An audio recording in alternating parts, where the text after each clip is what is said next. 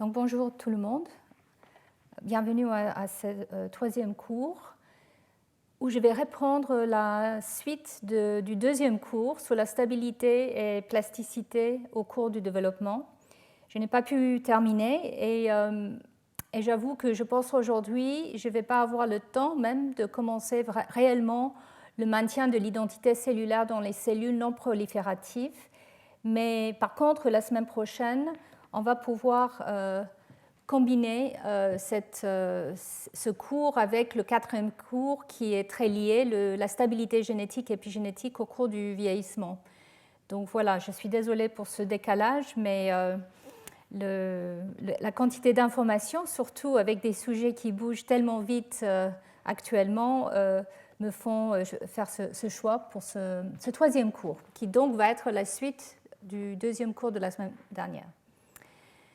Donc, un petit peu un résumé, le résumé que je vous avais donné la semaine dernière. On va parler de la stabilité et plasticité des états cellulaires, donc la mémoire cellulaire au cours de l'embryogenèse, au cours de l'épigénèse en particulier, à partir de l'œuf fécondé jusqu'à beaucoup plus tard. Mais tout ça dans un contexte normal. On va parler des pathologies au dernier cours. Et j'ai beaucoup parlé des approches simples cellules pour suivre la dynamique du destin ou des destins cellulaires au cours du développement la semaine dernière. Cette semaine, je vais me focaliser plus sur quelques exemples concrets de comment on met en place le destin cellulaire et on établit la mémoire, à quel point cette mémoire peut être effacée par des processus actifs. Et puis, je vais vous parler des données très récentes sur la manière qu'une partie de la mémoire cellulaire précoce est mise en place grâce à la stochasticité et puis aussi grâce à un passage d'informations par l'œuf et le sperme. Et en fait, ce passage est d'ordre épigénétique, pas que génétique, et peut être lié à des asymétries d'expression des gènes au cours de l'embryogenèse précoce.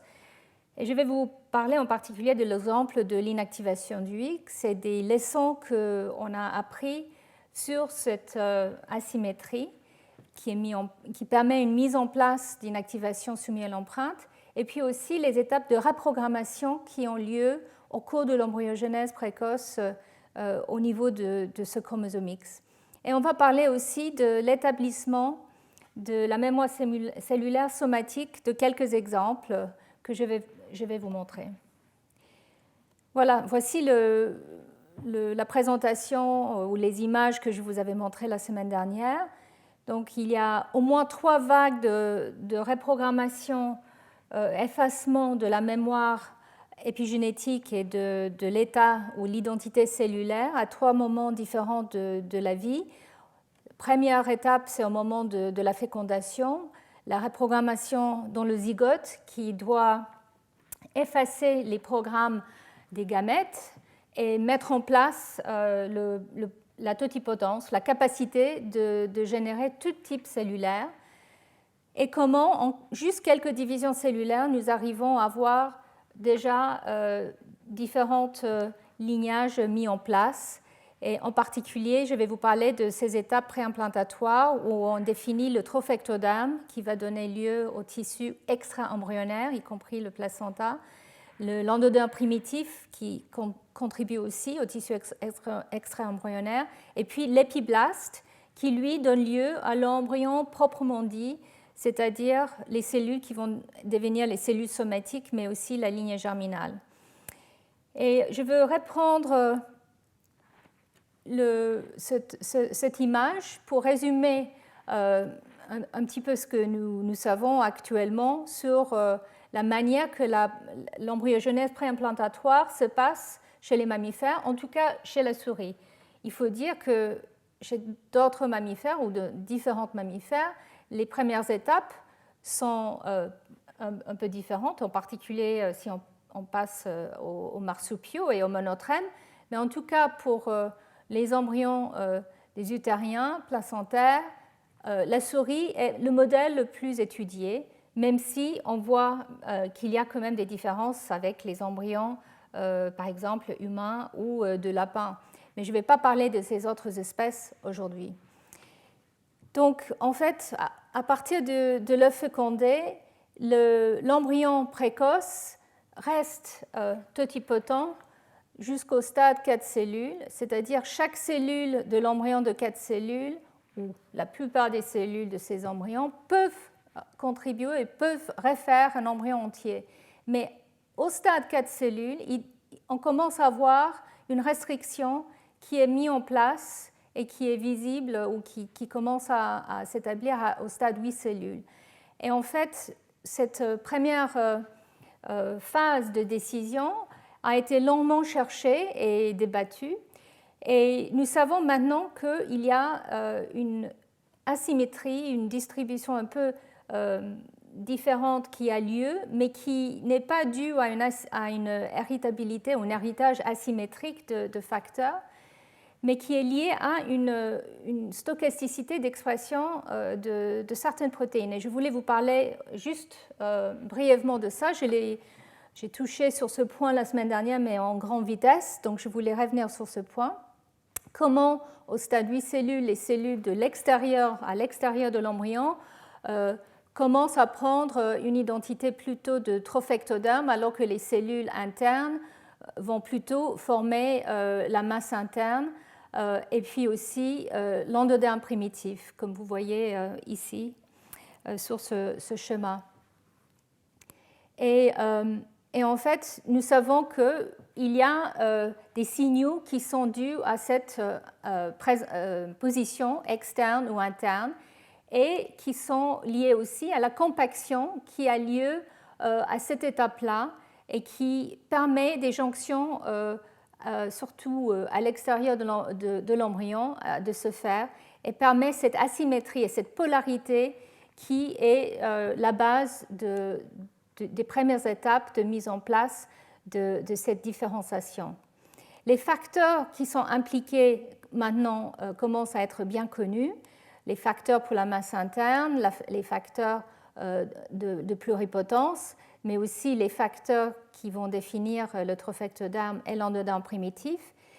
Mais comment ces facteurs sont régulés?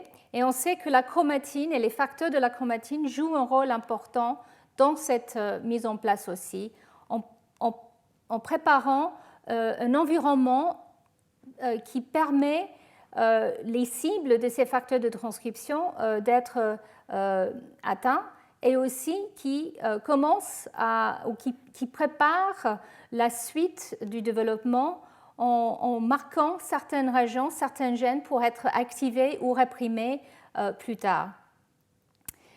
Et on sait qu'une fois que ces facteurs commencent à mettre en place des profils d'expression des gènes différents, il y a un verrouillage qui se passe progressivement. Donc la chromatine joue deux rôles au moins dans ces étapes. Un rôle, c'est de pouvoir faciliter l'activation ou la répression de certaines régions du génome afin de préparer les différences dans les cellules en identité, les différents lignages. Et puis, de l'autre côté, de verrouiller ces états pour ne pas permettre une réouverture, une réexpression de certains gènes à des moments inappropriés, et aussi de marquer certains gènes avec une mémoire de possibilité de s'exprimer plus tard. Donc tout ça semble compliqué, ça a été ou c'est compliqué à décortiquer, mais je vais essayer au cours de ce cours de vous expliquer comment ces événements se mettent en place avec quelques exemples, même si on n'a évidemment pas tout compris. Donc, juste pour commencer, comment la première décision est prise dans l'embryon de la souris ou des mammifères. Et très récemment, il y a eu une découverte, et ça c'est les travaux de Nicolas Plachta, et je réalise que je n'ai pas remis la référence, je vais la remettre pour que ça soit présent sur le support, mais en tout cas, dans un papier très récent qui a été publié, où son équipe a montré qu'au stade 4 cellules, il y a une variabilité qui commence à apparaître. On savait que le facteur de transcription CDX2 pouvait montrer une différence entre les blastomères aux 4 cellules à 8 cellules. Et on sait que ce facteur est important pour la mise en place des cellules de trophectoderme. Mais est-ce que CDX2 est réellement exprimé de manière asymétrique à ces étapes? Et à quel point une cellule qui exprime CDX2 est définie comme étant, ou est prédéfinie comme étant trophectoderme? Avec différentes approches, on sait maintenant qu'effectivement, il y a une prédisposition si une cellule exprime CDX2. Donc, même à ce stade-là, il y a une décision qui commence à être prise. Mais comment tout ça se passe? Et en fait, très récemment, il a été montré que la protéine ou les protéines qui sont clés pour cette décision, en fait, ce sont des kératines. Les kératines sont exprimées de manière différentielle dans les blastomères entre 4 et 8 cellules. Et on voit que les blastomères au stade 8 cellules ont des fibres de kératine qui ne sont pas présentes sur toutes les cellules. On sait que ces filaments, quand ils sont présents, forment une sorte de mèche.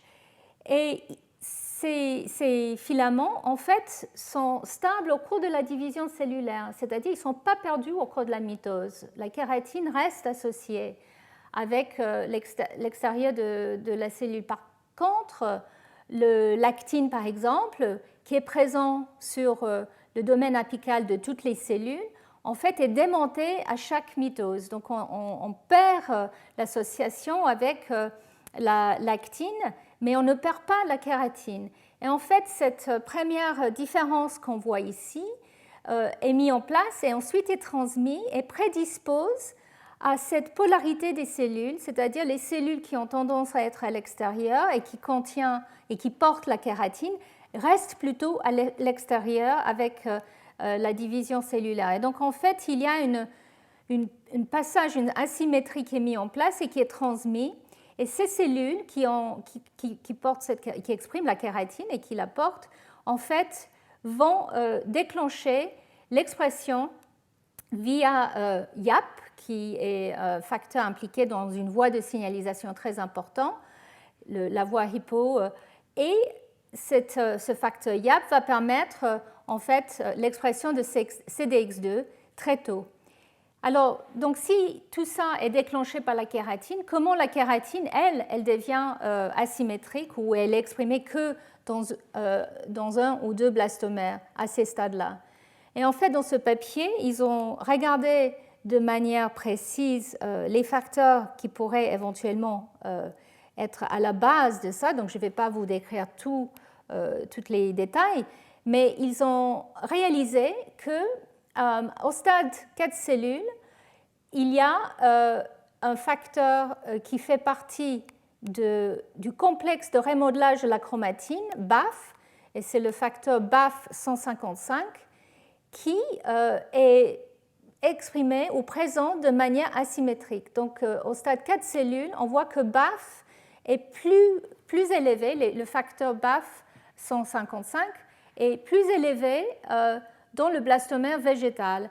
Et on sait que BAF régule le niveau d'expression de la kératine. Donc, dans les blastomères qui ont plus de BAF, on voit la kératine commence à être exprimée. Et en fait, c'est une sorte de stochasticité. La kératine commence à être exprimée dans tous les blastomères, mais le niveau d'expression du gène de la kératine est plus élevé quand le niveau de ce complexe de remodelage présent est plus élevé aussi. Et donc, ça semble être le cas que l'ouverture de la chromatine et le remodelage de la chromatine via BAF permet une expression plus importante de la kératine. Et c'est cette expression qui arrive de manière, on va dire, un peu presque aléatoire, c'est-à-dire ce n'est pas dans toutes les cellules. Il y a une cellule sur 4 qui a tendance à montrer ce niveau d'expression un peu plus élevé. C'est ça qui va déclencher cette différenciation qui va progressivement se mettre en place. Donc là, je trouve que c'est, même si on manque encore des détails pour savoir exactement comment BAF joue ce rôle et comment le gène de la kératine montre cette variabilité et à quel point cette héritabilité ou cette mémoire est effectuée grâce à la kératine. Donc tout ça reste à définir encore. En tout cas, là, il y a la preuve ou les détails moléculaires de comment on arrive à prendre cette première décision et la mémoriser, en tout cas pendant les premières divisions cellulaires de l'embryon préimplantatoire. Et donc, les cellules qui expriment YAP et CDX2 sont les cellules qui vont former le trophectoderme, et les cellules qui restent internes déclenchent un autre programme d'expression qui est le programme de pluripotence avec les facteurs comme NANOG, OCT2 et OCT4 et SOX2. Donc ici, je vais vous montrer de manière très schématique et de manière incomplète, bien sûr, comment cette première décision peut être résumée. Donc je viens de vous dire que via les facteurs de remodelage BAF qui en fait un impact ou est impacté par une méthyltransférase qui s'appelle Carmin, qui méthyle une des protéines BAF en fait et qui affecte cette décision aussi. Mais en tout cas, c'est les niveaux d'expression d'activité BAF qui vont déclencher l'expression de CDX2 et donc tout le réseau d'expression qui permet les cellules de former le trophectoderme qui est essentiel pour le développement, pour l'implantation et le développement de l'embryon et qui apporte les nutriments via le placenta et de la mère. Mais de l'autre côté, les blastomères internes expriment les facteurs de pluripotence et ici, on sait aussi qu'il y a des facteurs de la chromatine qui sont aussi importantes, même si, comme je vous avais dit la semaine dernière, dans la masse interne à partir de laquelle on dérive aussi les cellules souches embryonnaires, il y a surtout les réseaux de facteurs de transcription et les boucles de rétroaction d'expression qui semblent être mis en place. Il faut néanmoins un état chromatinien qui permet ce réseau de se mettre en place. Si on commence à réprimer de manière anormale ces facteurs-là, on sort tout de suite de la pluripotence et l'embryon ne peut pas se développer. Il faut aussi pouvoir mettre en place les cellules qui vont former l'endoderme primitif, qui est aussi essentiel. Et ici, je voulais vous montrer, par exemple, dans cette voie ici, il faut réprimer les facteurs ou les gènes qui sont nécessaires pour le trophectoderme. Donc, dans cette partie de l'embryon, dans la masse interne, les cellules de la masse interne, on sait qu'il y a d'autres facteurs de remodelage qui sont essentiels pour maintenir un état, ou mettre en place et maintenir un état réprimé de ces gènes de trophoblastes. Et polycom et la méthylation de l'ADN semblent aussi être importants. Donc ça, c'est pour la répression des gènes du trophectoderme. Mais pour l'activité des gènes qui sont importants pour la pluripotence dans la masse interne, là, nous savons qu'effectivement, d'autres facteurs de remodelage, encore les facteurs SWI/SNF et BRG1, le complexe trithorax, MLL1, et voici ici, vous voyez les facteurs de transcription, OCT4, SOX2, NANOG, qui, eux, activent les gènes pour la pluripotence et puis se autorégulent aussi. Mais il faut donc garder cette chromatine ouverte de manière extrêmement efficace. Et puis, il faut pouvoir, pour sortir de la pluripotence et former les trois feuillets, l'ectoderme, le mésoderme et l'endoderme, qui vont créer, eux, toutes les cellules somatiques et la lignée germinale. Pour sortir de tout ça, il faut bien sûr éteindre rapidement les gènes de la pluripotence. Et je vous avais montré la semaine dernière que dans la plupart des cellules somatiques, nous ne voyons plus l'activité de ces facteurs, de ces gènes de pluripotence, sauf à certains moments du développement ou même dans les cellules somatiques souches, on voit une réactivation de certains de ces facteurs qui permet peut-être une ouverture de cette voie pour une opportunité pour prendre une nouvelle décision de cellules souches. Et je vous avais montré le cas des cellules souches dans la crête neurale. Donc, voici les décisions de manière très basique, mais pour vous montrer à quel point la chromatine est importante pour mettre en place cette première étape de réseau d'expression des gènes. Et puis ici, je vous montre comment, pour sortir de la pluripotence et établir les feuillets, en fait, il faut bien sûr réprimer les facteurs de pluripotence, ou mettre en place cette silence, comme je vous avais montré. Et ça, c'est progressivement, on sait, via les voies de H3K9, la méthylation d'H3K9 et puis aussi la méthylation de l'ADN. Mais aussi, il faut pouvoir éteindre, mais pas de manière définitive, les gènes qui sont importants pour le développement plus tardif ou pour les tissus spécifiques. Et donc, en fait, il faut éteindre de manière réversible les gènes qui sont importants pour les lignages très spécifiques. Et puis, bien sûr, il faut activer ces gènes au bon moment avec les facteurs de transcription appropriés. Il faut pouvoir les activer et puis les garder actifs dans une manière perpétuelle. Et la semaine dernière, et au premier cours, je vous avais parlé beaucoup de comment propager ces états chromatiniens au long des divisions cellulaires pour maintenir ces profils d'expression génique très précis. Donc, les gènes qui doivent rester actifs au cours des divisions cellulaires, les gènes qui doivent être réprimés. Et je vous avais parlé du fait que la chromatine réprimée a plus tendance d'être gardée au cours de la réplication et la mitose que la chromatine active. Mais néanmoins, nous savons que la transcription, les facteurs de transcription et les facteurs de remodelage arrivent à maintenir un état ouvert de la chromatine. Mais à la base de tout ça, les facteurs de transcription jouent un rôle extrêmement important.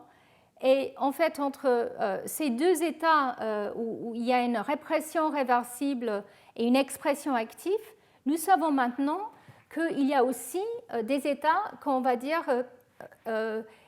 qui sont établis et qui permettent un potentiel d'expression où les facteurs de transcription peuvent être déjà présents même si le gène n'est pas actif, mais qui peut être activé à un moment voulu du développement ou avec un signal particulier environnemental, par exemple hormonal ou lié à un stress, par exemple dans une stress, on va dire, au niveau des cellules souches ou dans les voies qui sont importants pour renouveler les tissus et l'homéostase. Je vais revenir sur ces points la semaine prochaine, mais en tout cas, je voulais aujourd'hui parler un petit peu de comment on arrive à mettre en place ces états, on va dire, intermédiaires, où le gène est prêt pour expression au bon moment, mais n'est pas exprimé. Et là, la chromatine joue aussi un rôle très important,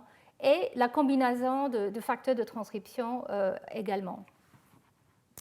Mais pour revenir au niveau à l'embryogenèse précoce et aux phénotypes qui sont liés à la chromatine, je vous avais montré la semaine dernière qu'en fait, il y a une liste de plus en plus importante des facteurs qui sont impliqués dans la chromatine, donc les modifications des histones, les méthyltransférases ou les déméthylases, la méthylation de l'ADN.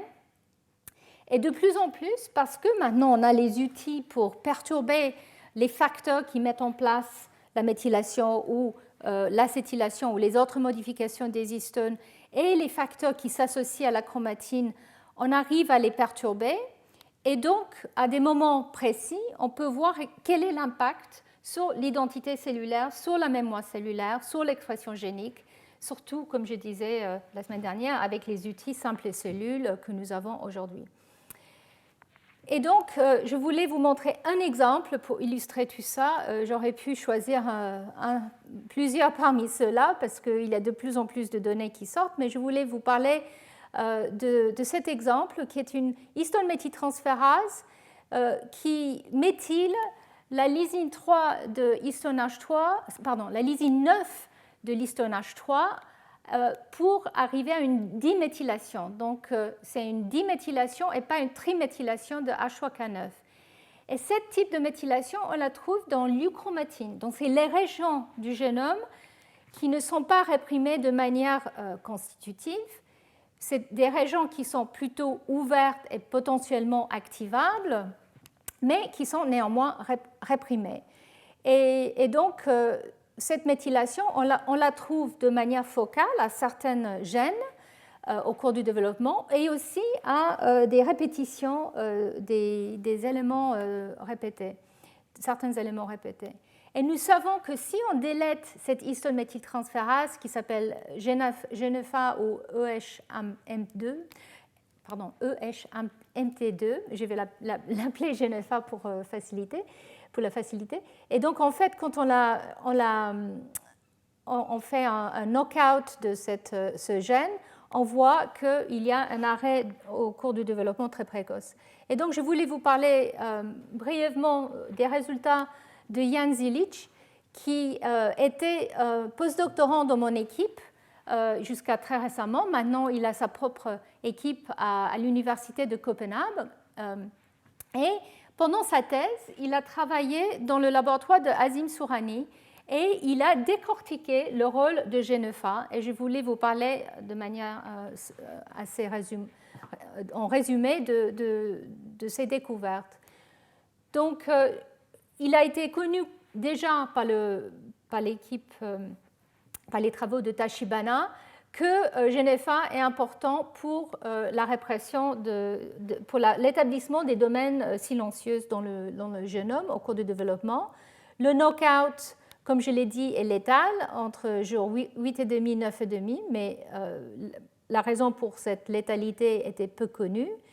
On sait que GNFA est une méthyltransférase de H3K9, comme je l'ai dit, et que cette méthylation est la diméthylation de la lysine 9, et qu'une fois qu'on voit cette méthylation apparaître avec GNFA, on voit des domaines se propager, surtout au niveau des gènes qui sont régulés au cours du développement.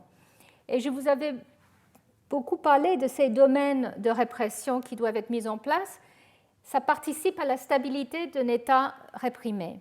Et donc GNFA, avec son cofacteur, son partenaire GLP, est capable de propager de cette méthylation sur des régions assez importantes, de plusieurs kilobases ou même dizaines de kilobases dans certains cas. Et nous savons aussi que cette méthylation empêche la reprogrammation des cellules somatiques, c'est-à-dire que GNFA est un des freins dans la reprogrammation des cellules somatiques vers les cellules IPS, les cellules induites à la pluripotence. Donc nous savons que c'est un marque épigénétique qui est là pour verrouiller un état réprimé de ces gènes développementaux et qu'il faut l'enlever pour pouvoir réellement réactiver le programme à la pluripotence. Nous savons aussi que GNFA permet la mise en place d'une répression encore plus forte via le recrutement de la méthyltransférase. Donc GNFA recrute les de novo méthyltransférases qui permettent une mise en place de méthylation qui rajoute un frein supplémentaire à ces régions. Mais donc la question que Yann se posait est quel est le rôle de cette méthylation au cours du développement? Et comme pour la plupart des autres facteurs que je vous avais montrés tout à l'heure de la chromatine, il semblerait que cette méthyltransférase a plusieurs rôles au cours du développement. Elle est importante à plusieurs étapes.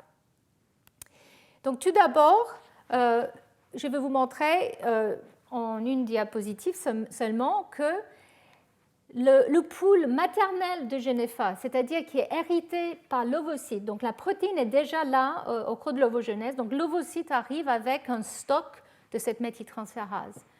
Et cette méthyltransférase dans ce pool, en fait, arrive à mettre en place une répression de certains gènes et on voit son activité en fait apparaître au stade 4 à 8 cellules. Et on voit que même au stade 4 cellules, il y a quelques gènes au stade 4 cellules qui sont induits et qui sont réprimés, via cette méthylation d'H3K9-diméthyle.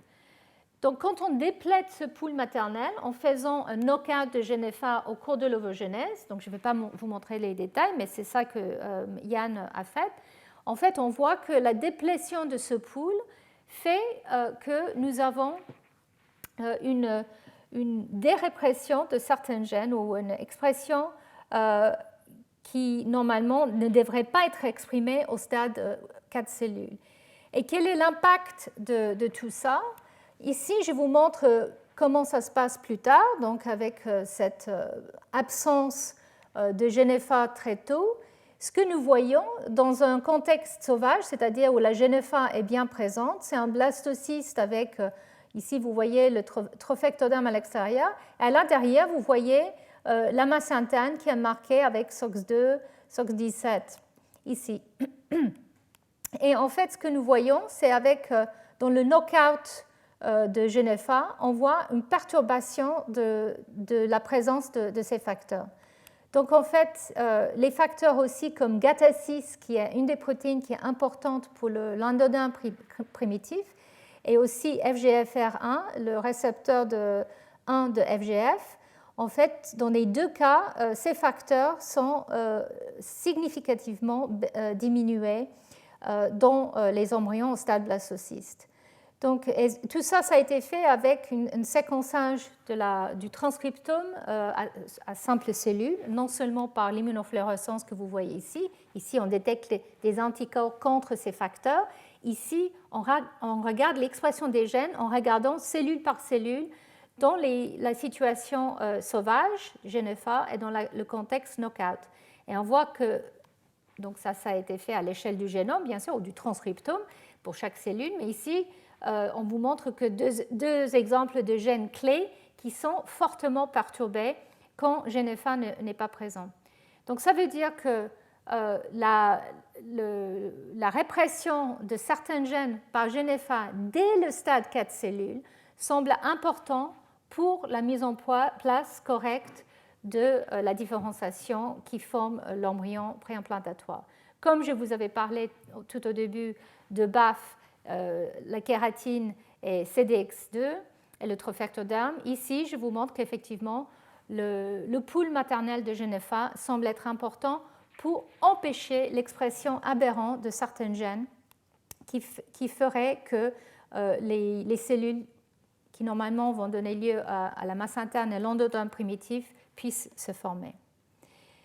Mais si on délète GNFA, quand Yann a délété GNFA plus tard, de manière zygotique, donc en fait, ici, on va déléter le gène dans le zygote, donc c'est-à-dire le pool maternel est présent mais va disparaître progressivement, mais quand l'activation zygotique a lieu, GNFA ne va pas pouvoir être exprimé, donc il n'y aura pas de GNFA. Qu'est-ce qui se passe? Et ça, c'est dans un autre papier que Yann a regardé. Ici, on voit qu'au cours de l'embryogenèse, dans la masse interne et dans l'épiblaste, normalement H3K9 diméthyle, donc le marque que GNFA met en place, accumule dans la masse interne et dans l'épiblaste. Qu'est-ce que cette marque fait? Qu'est-ce qui est réprimé là? Et donc, en enlevant GNFA à ces étapes-là, en fait, on voit la létalité à 8 jours et demi dont je parlais tout au début. Et en fait, en regardant au niveau de la chromatine pour voir où se trouve H3K9 diméthyle, mais aussi les marques comme H3K27 triméthyle, qui est la marque déposée par Polycom, à différentes régions du génome. En fait, il est clair que par transcriptomique et par le ChIP-seq, on voit que les gènes qui normalement devraient être réprimés sont fortement exprimés dans le cas du knockout.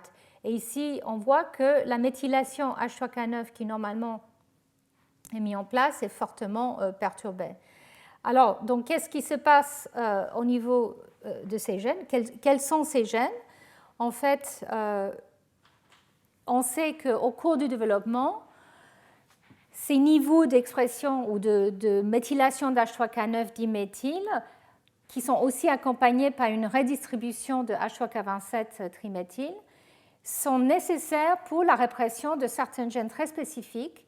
Et ces gènes incluent les gènes qui vont mettre en place la lignée germinale, les régulateurs de la lignée germinale, des gènes impliqués dans le cycle cellulaire, dans l'apoptose et le développement. Et en fait, en regardant par ChIP-seq où se trouve H3K9, on voit que cette méthylation qui est déposée par G9A va se mettre sur les éléments régulateurs de ces gènes, sur les enhancers. Donc, ce sont des éléments clés qui se trouvent parfois très loin du gène lui-même, mais la présence de cette modification semble importante pour renforcer la répression de ces gènes très spécifiques. Et en fait, ce programme de méthylation par G9A est important pour garder la répression, ou mettre en place et garder la répression de ces gènes et ne pas permettre une expression aberrante, par exemple, des gènes qui sont impliqués dans la lignée germinale, dans des cellules qui doivent être somatiques, etc. Et donc, en fait, voici les gènes qui semblent être dérégulés dans l'absence de G9A, des gènes qui sont surexprimés de manière aberrante. Et donc, le modèle que Yann a proposé, en regardant non seulement dans les embryons, mais aussi dans le contexte des cellules souches embryonnaires qui sont différenciées in vitro vers les cellules de l'épiblaste, c'est que, effectivement, G9A est essentiel pour mettre en place H3K9-diméthyle au niveau des gènes et de leurs enhancers qui doivent être réprimés pour permettre la formation des lignages précoces. Et l'absence de G9A fait que les enhancers, en fait, peuvent être ouverts, actifs et s'associer avec des promoteurs de ces gènes. Et en fait, l'ouverture des enhancers est associée avec une transcription à faible niveau qu'on appelle eRNA, qui a aussi été mesurée. Donc, voilà le modèle. Le modèle, c'est qu'en fait, au cours de l'embryogenèse précoce, certains gènes qui sont présents très tôt dans la masse interne doivent être réprimés. Et c'est H3K9 qui est ciblé vers ces régions pour réprimer les gènes, en particulier via des domaines d'H3K9-diméthyle qui touchent à ces enhancers. Et en l'absence de G9A, ces gènes continuent à être exprimés et donc perturbent fortement la mise en place de l'embryon. Donc G9A joue au moins deux rôles, et on sait maintenant avec les knockouts dans les tissus somatiques ou plus tardivement au cours de l'embryogenèse qu'à chaque étape G9A peut jouer un rôle, mais en tout cas à ces étapes précoces que je vous ai montrées, le pool maternel de G9A est essentiel pour les premières étapes de différenciation, et l'absence de G9A perturbe la formation de la masse interne et de l'endoderme primitif. La G9A met en place des domaines d'H3K9-diméthyle qui sont importants pour la répression de programmes transcriptionnels très particuliers, spécifiques, en particulier la voie germinale et aussi les gènes qui sont impliqués dans la prolifération. Et on sait qu'à cette étape, vers 6 jours et demi, il y a une énorme prolifération cellulaire qu'il faut contrôler. Donc on pense que la G9A joue un rôle important ici. Donc voilà la conclusion pour ce facteur. Donc c'est juste un des exemples, mais comme je le disais, pour chacun de ces facteurs épigénétiques, nous pensons qu'ils jouent un rôle pour souvent la mise en place des profils corrects de transcription génique et aussi ensuite pour leur maintien qui accompagne cette différenciation et la mise en place d'identicellules qui doit être mémorisée.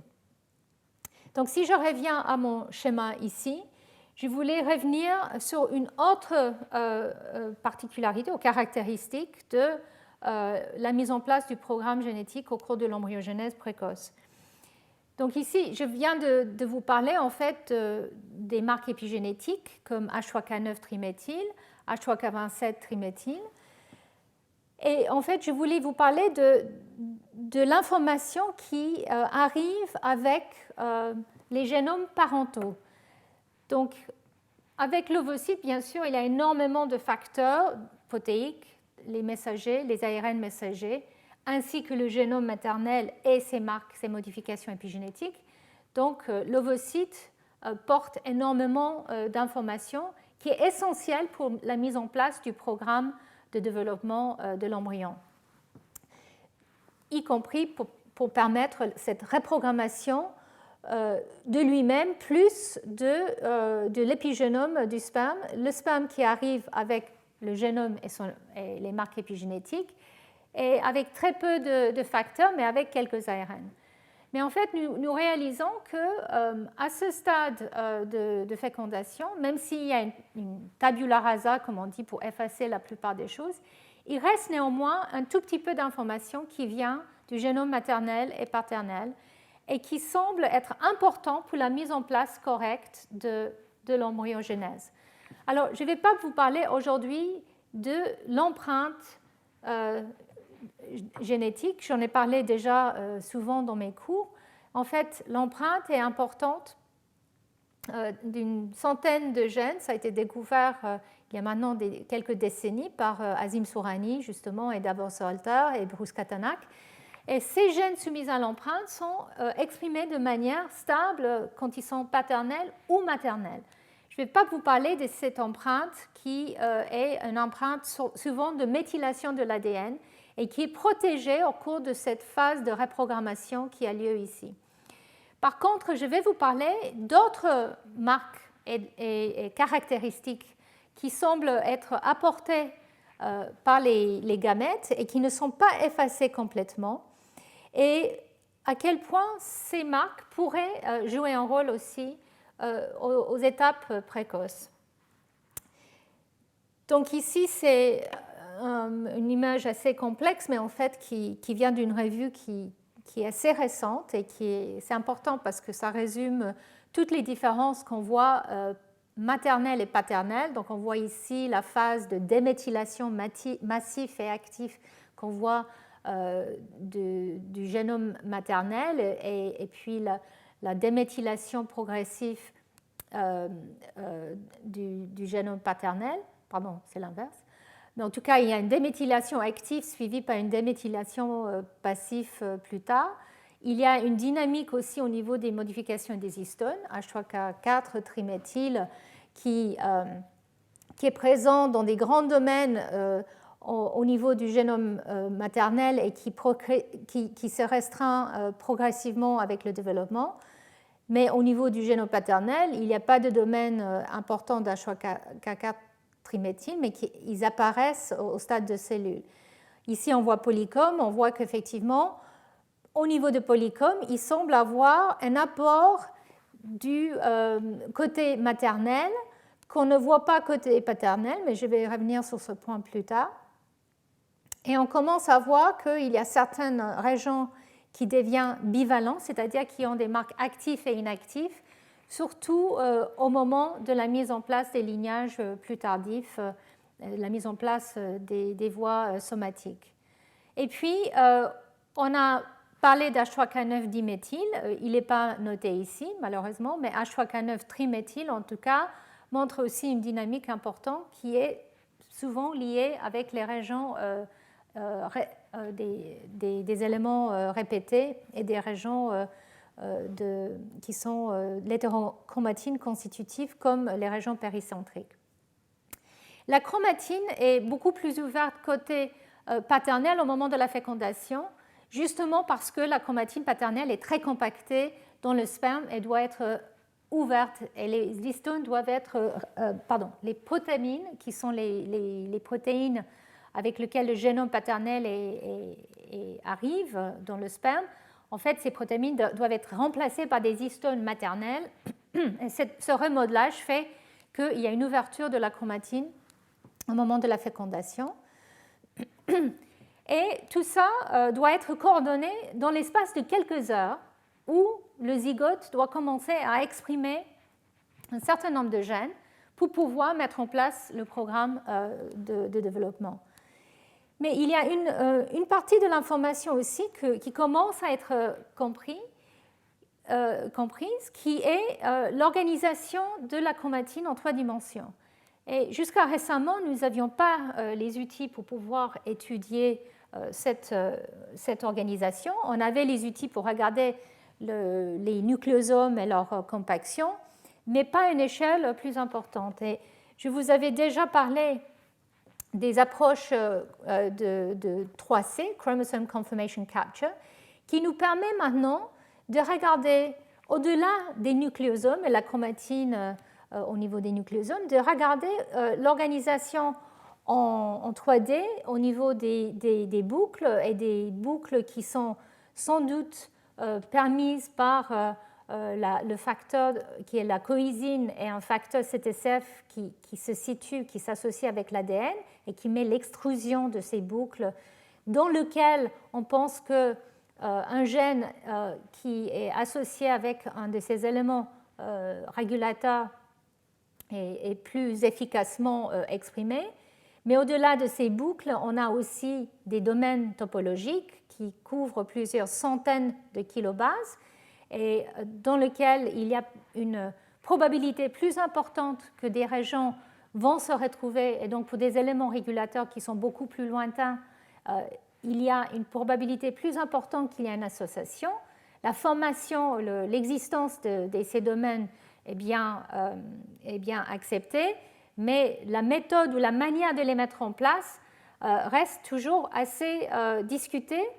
Et sans doute, ces domaines topologiques associés peuvent être créés de différentes façons, soit via l'extrusion et la coïsine et CTCF, mais à l'intérieur de chacun de ces TAD, en fait, il y a plusieurs loupes, souvent plus petites. Donc, comment on fait pour avoir ces régions beaucoup plus importantes et qui semblent être assez stables au cours en tout cas dans les cellules somatiques. Mais au cours du développement, vous allez voir, les choses sont beaucoup plus dynamiques. Et ces TAD sont peut-être, ou ces domaines sont formés de différentes façons. Et puis, à une autre échelle, il y a l'échelle sur des mégabases, en 6 sur le même chromosome, mais aussi en trans entre différents chromosomes, où les régions qui sont plutôt euchromatiques ou hétérochromatiques ont tendance à s'associer ensemble, et on les appelle des compartiments. Les compartiments A et B, peut-être il y en a plus. Et on commence à réaliser que la mise en place de ces compartiments peut jouer un rôle dans la mémoire cellulaire, en tout cas en interphase, parce que tout ça est défait au cours de la division cellulaire, la mitose, même si certains facteurs restent associés, comme le facteur CTCF, j'ai déjà parlé de ça la semaine dernière. Mais en tout cas, les compartiments, les TAD, pourraient être une manière de mémoriser un état. Et pour les compartiments, c'est un état d'activité ou inactivité. Et on pense que ces régions, soit plutôt actives, soit plutôt inactives, ont tendance à se mettre ensemble et peut-être de se renforcer via même des processus biophysiques. Donc là, je ne vais pas parler aujourd'hui de la séparation de phases, mais l'idée qu'ils peuvent même créer des compartiments physiques qui ont une tendance à rester ensemble beaucoup plus importante. Donc en tout cas, voilà les niveaux différents d'organisation. Et si on regarde via les techniques C, comme je l'ai déjà décrit, ici on voit à l'échelle des chromosomes que les chromosomes ont tendance à s'associer entre elles. Donc ici, c'est chaque chromosome qui est la fréquence d'interaction entre les séquences qui est montrée ici. Donc une fréquence haute est en rouge, une fréquence basse d'interaction entre deux séquences est en blanc. Donc chaque chromosome a tendance à rester à se contacter lui-même plus souvent que d'autres chromosomes, mais il y a des interactions entre des chromosomes aussi. Donc ça, c'est au niveau aussi des compartiments. Et au niveau des compartiments, on voit qu'il y a différentes régions qui ont tendance à être associées et que ça change dans des tissus différents. Et puis, les TAD qui ont une certaine stabilité, en tout cas dans les cellules somatiques hors de la différenciation, et les frontières des TAD qui sont assez bien définis et qui très souvent sont associés avec les sites CTCF. Donc, comment tout ça est mis en place au cours du développement précoce? Et je voulais vous parler de ça parce qu'il y a des papiers récents qui tendent à montrer qu'en fait, les génomes paternels et maternels arrivent avec une certaine prédisposition à former certains contacts et domaines qui sont là de manière transitoire et qui disparaissent après.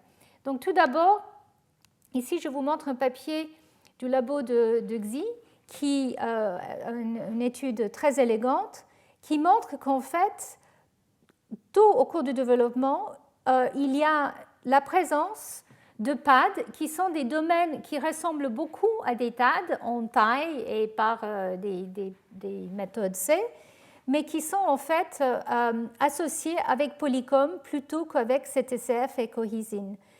Et donc en fait, ces PAD, comme ils les appellent, Polycom Associated Domains, sont enrichis avec le marque H3K27 triméthyle et sont présents dans des ovocytes tardifs. Ils sont déjà présents dans l'ovocyte tardif.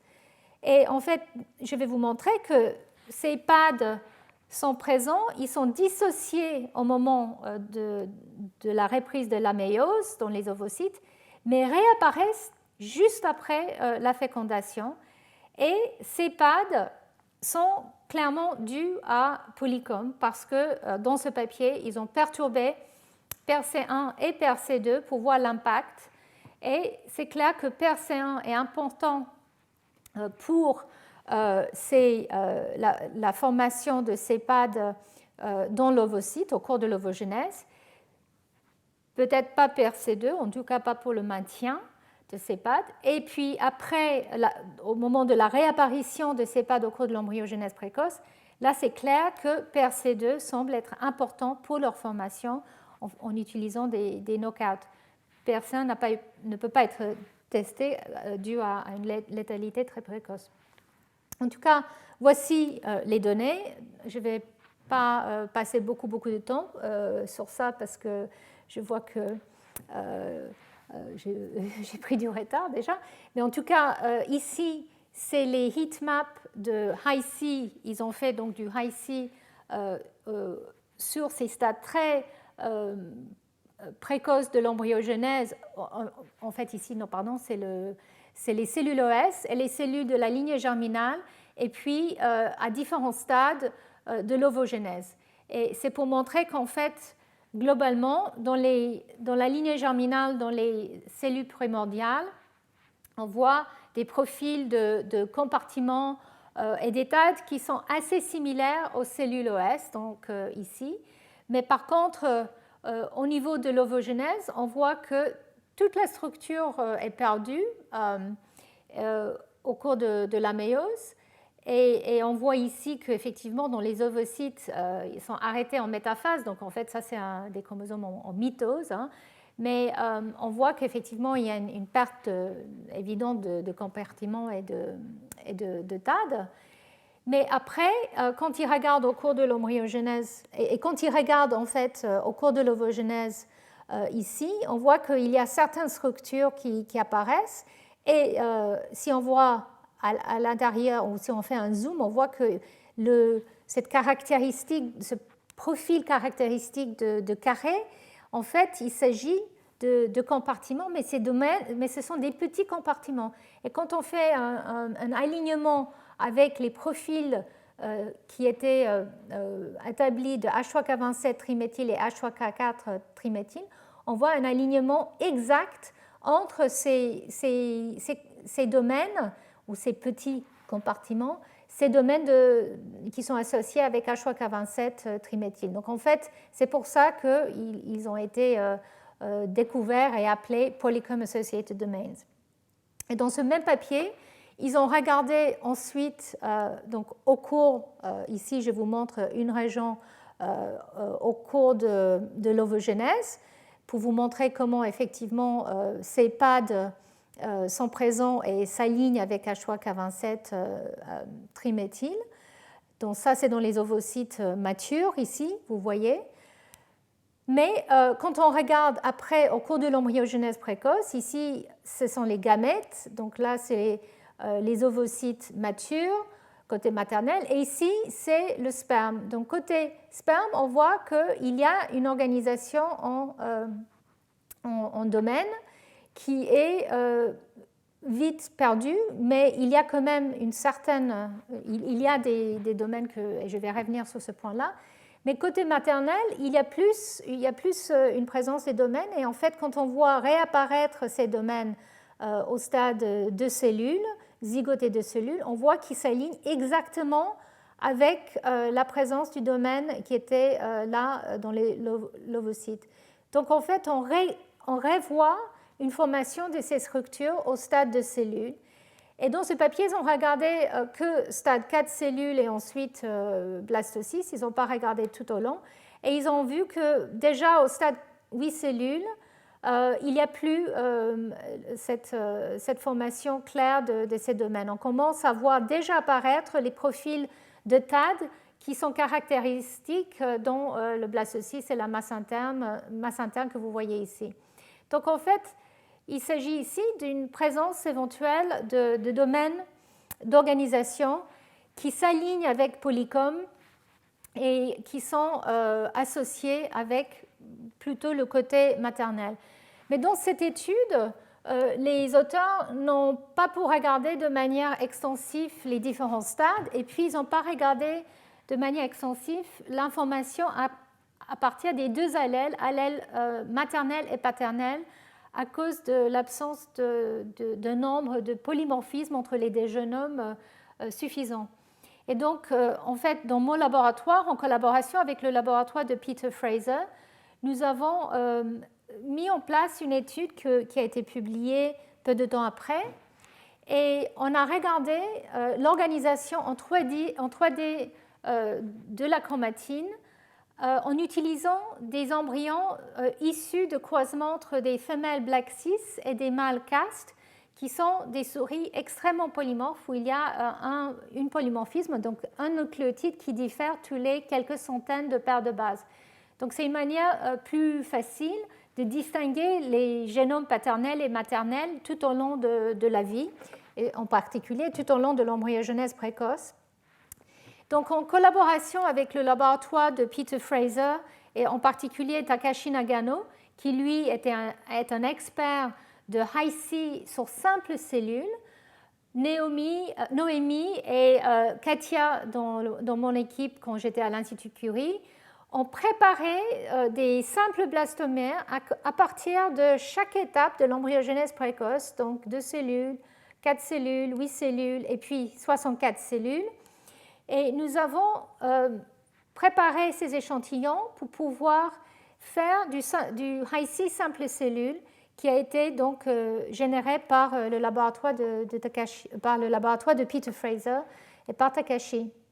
Et ensuite, l'analyse de ces données a été faite par Samuel Colombet dans mon équipe et aussi par Sheila Varnay dans l'équipe de Peter Fraser. Et donc ici, je vous montre les cartes allèles spécifiques de Hi-C sur simples cellules qui sont combinées. Donc chaque cellule est traitée individuellement, mais ensuite on peut combiner les données de chaque cellule pour arriver à des cartes précises comme celle-ci. Et ici, on voit donc qu'on a une différence maternelle et paternelle. On peut voir des différences maternelles et paternelles dans certaines régions. Et je vous montre différents types de régions et je vais vous montrer le résumé dans ça plus tard. Donc, dans un cluster de différents types de régions, le cluster 1, on voit que côté maternel, qui est ici en orange, on voit de la structure qui est présente déjà au zygote. Et ça, ça correspond un peu au domaine que je vous avais montré tout à l'heure de l'autre travail. Donc, on voit déjà au zygote et au stade de cellules la présence de certains domaines qui ne sont pas présents côté paternel, pas présents du tout. Et ces domaines sont présents et peuvent soit se renforcer, soit disparaître. Ici, dans ce cas-là, on voit que ce domaine reste jusqu'à 8 cellules et en fait est associé avec une domaine plus grande plus tardivement. Mais on voit que l'asymétrie entre côté maternel et paternel est perdue vers 8 cellules. On commence à voir apparaître la structure côté paternel, stade 8 cellules, et à 64 cellules, les deux semblent indistinguables. Ici, je vous montre une autre type. Là, c'est le cluster 3.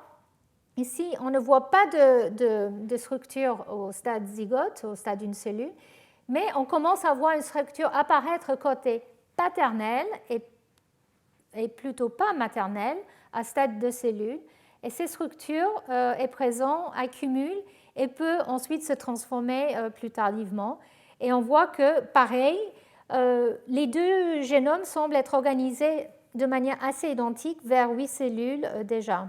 Donc cette asymétrie est présente côté maternel ou côté paternel.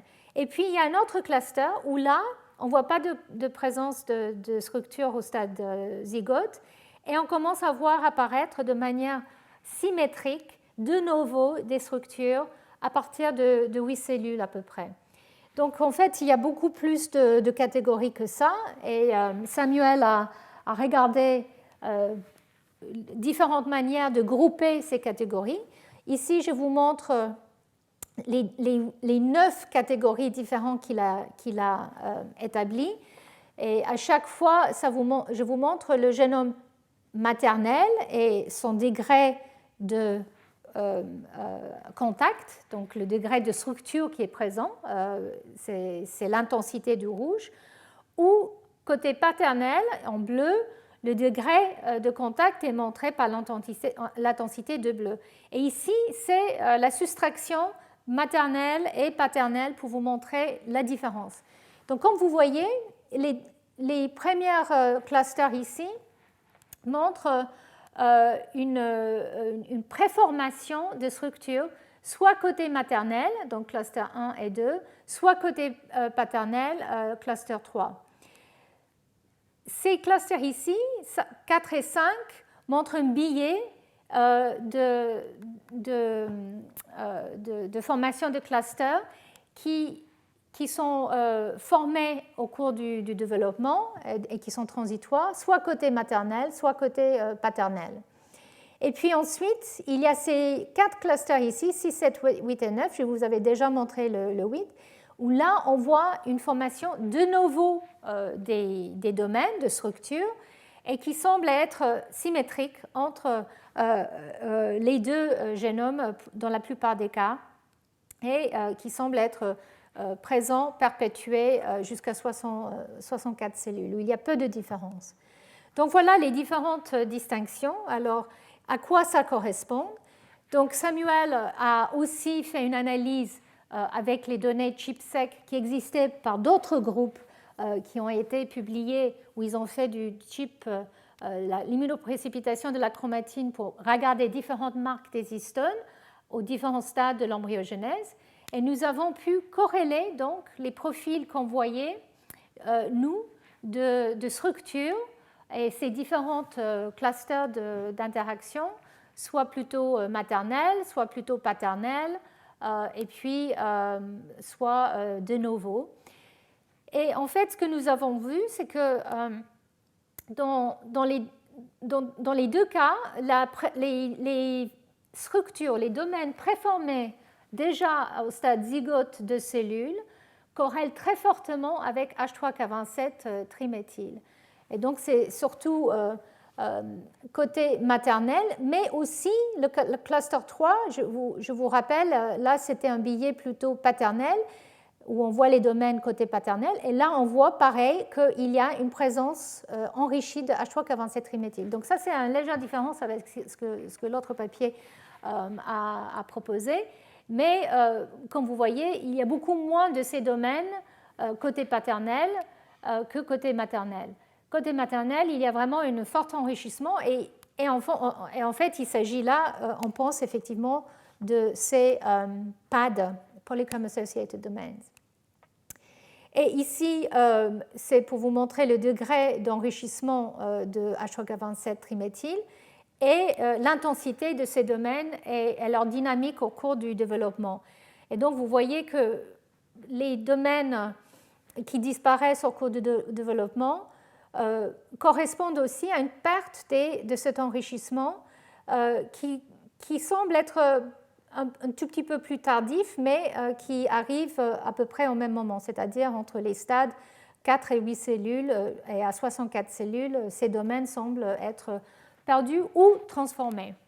Et ici, je vous montre un cas très spécifique. Ici, vous voyez la chromatine soit H3K27 triméthyle ou soit le marqueur actif H3K4 triméthyle. Et vous voyez qu'au stade de cellules, on a ces domaines déjà préformés ou qui sont présents déjà à 2 cellules, et dans ce cas-là, qui étaient présents au stade zygote, qui correspondent très bien avec ces domaines de H3K27 triméthyle et qui ne semblent pas être présents ici sur le côté paternel. Il y a beaucoup moins de structures. Par contre, quand on regarde le même région à 64 cellules, on voit que côté maternel et paternel, on voit des profils très très similaires. Donc ces domaines d'interaction semblent être dissus à ce stade. Alors, un point important, ces domaines précoces, en tout cas, corrèlent avec H3K27 triméthyle. Est-ce qu'ils corrèlent avec CTCF? Je vous avais déjà dit que les TAD semblent être associés avec les frontières qui ont l'association ou la fixation du facteur CTCF. Et quand Samuel a regardé, comme il a fait pour Polycom, il a regardé est-ce que les domaines d'interaction correspondent bien à l'intensité du signal H3K27 triméthyle. Il a aussi regardé les motifs de CTCF. Est-ce que les sites CTCF correspondent aux frontières de ces domaines? Et en fait, pour les clusters qui sont déjà préformés, donc cluster 1 et 3 par exemple, côté maternel-paternel, on voit qu'il y a très peu de corrélation. En fait, CTCF ne semble pas les flanquer. Par contre, les clusters qui apparaissent de manière symétrique plus tardivement, comme le cluster 7 que je vous avais montré tout à l'heure, alors là, en fait, on voit que CTCF est très fortement, les motifs CTCF semblent être très fortement enrichis au niveau de ces domaines. Donc on pense que ces domaines ici sont des TAD, comme ils ont été définis classiquement dans les cellules ES et différenciées. Par contre, ces domaines sont plutôt des PAD. Donc ces domaines symétriques qui apparaissent de novo pourraient coïncider avec la mise en place du programme d'extrusion des loops via CTCF. Et donc enfin, on voit la formation progressive des TAD à partir du stade de 4 cellules dans ces domaines symétriques sur les deux génomes. Par contre, les domaines spécifiques à chaque paternel et maternel sont plutôt pas des TAD, mais des PAD. Donc voilà un résumé de ce que je viens de vous montrer. Donc en fait, au stade de cellules, il y a des compartiments petits, on peut dire, d'associations entre elles, qui sont en fait comme des domaines TAD en taille de quelques centaines de kilobases, mais qui correspondent en fait à un enrichissement des facteurs Polycom. Et en fait, ces domaines ou ces compartiments Polycom ne sont pas enrichis avec CTCF. Et donc, ensuite, on voit que les régions qui sont plutôt actives et non organisées encore en domaine 3D apparaissent progressivement et sont associées avec un enrichissement de CTCF. Et ces compartiments B ou Polycom qui ont apparu au début sont soit perdus, soit transformés en véritables grands compartiments au stade plus tardif. Donc c'est des événements très dynamiques. Alors, est-ce que c'est important? Est-ce que ça a un sens? Est-ce que ça peut jouer un rôle? Et donc, ce que Samuel a fait, c'est prendre ces clusters que je vous avais montrés tout à l'heure. Il a regardé l'expression des gènes qui accompagnent ces étapes de développement. Et il a regardé l'expression des gènes allèles spécifiques en utilisant des données que nous avions générées déjà dans mon équipe, dans un papier en 2017. Et où on a regardé avec les mêmes croisements de souris, chaque blastomère par blastomère, l'expression de tout le génome ou de manière allèle spécifique paternelle, maternelle. Et ainsi, on a pu corréler l'expression des gènes avec ces domaines qui sont soit des domaines maternels, soit paternels, ou soit les domaines qui apparaissent de nouveau plus tardivement. Et ce qu'on a vu, c'est qu'effectivement, les domaines maternels ou les domaines paternels sont la plupart du temps associés avec une expression moindre. C'est-à-dire, quand on a la présence d'une structure maternelle ou paternelle, il y a une expression maternelle qui est plus faible que l'allèle paternel et vice-versa. Donc ça veut dire qu'effectivement, la présence de ces domaines semble avoir un impact sur l'expression allèle spécifique. Et je vous montre ensuite le type de gène qui montre ces domaines contient des gènes qui montrent une expression allèle spécifique, qui est transitoire dans la plupart des cas. Quels sont les gènes ou quels sont les types de gènes qui sont affectés? Et en fait, très souvent, c'est des gènes de lignage beaucoup plus tardif, par exemple les kératinocytes, la peau, etc. Les gènes développementaux, en fait, c'est des gènes qui semblent être normalement réprimés à ces stades précoces et qui vont être exprimés plus tardivement. Alors, est-ce que c'est important que cette expression soit allélique de manière transitoire pour mettre en place ce programme, ou est-ce que c'est juste, on va dire, pas le hasard des choses, mais cette mémoire qui vient du gamète maternel ou paternel qui est là? On sait maintenant que les PAD sont importants parce que quand on perturbe polycom, on voit la dérépression des gènes de manière aberrante, même si ça c'est quelque chose qui est toujours en train d'être étudié de manière précise. Mais est-ce que cette expression asymétrique entre les deux allèles est importante? Parce que là, ça veut dire que c'est juste un des deux allèles qui est exprimé un peu moins que l'autre. Et donc ça, c'est une question qui reste ouverte, mais dans certains cas, on pense que cette asymétrie est importante. Et on peut l'appeler une empreinte parentale, mais qui est transitoire. Donc cette asymétrie allélique qu'on voit pour ces gènes qui tombent dans les régions des domaines maternels ou paternels et qui semblent être moins exprimés au cours du développement à cause de leur présence dans ces domaines, peut-être. En fait, ces gènes correspondent souvent, encore une fois, polycom. Ici, je vous montre un cas.